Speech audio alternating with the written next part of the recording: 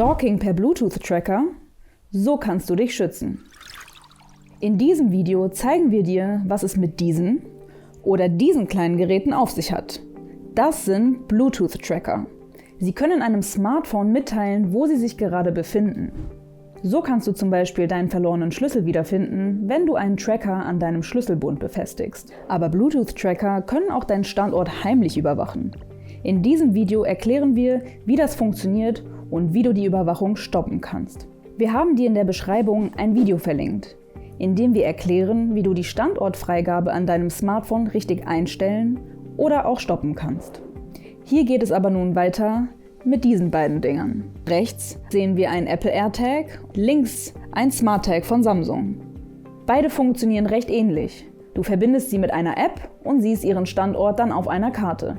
Praktisch für dich und deinen verlorenen Schlüssel. Aber Achtung, Tracker können auch Personen überwachen.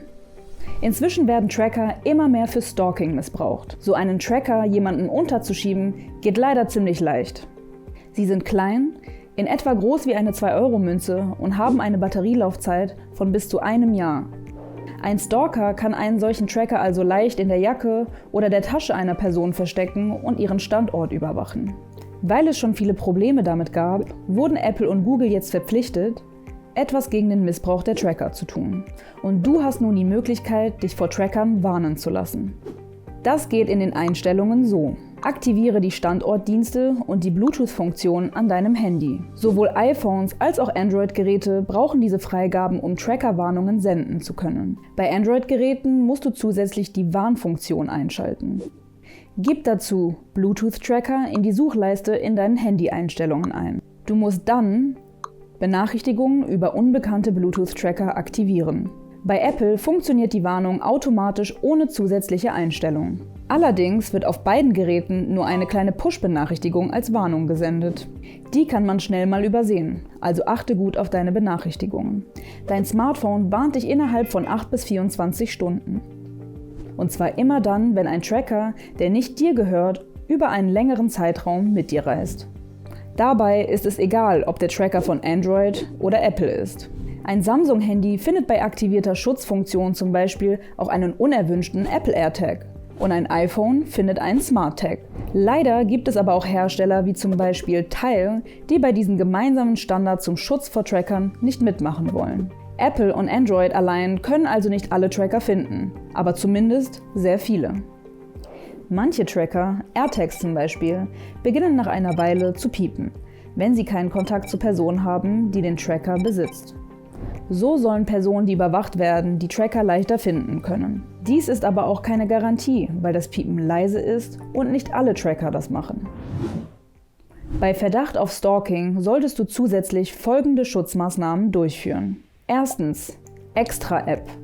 Nutze die App AirGuard.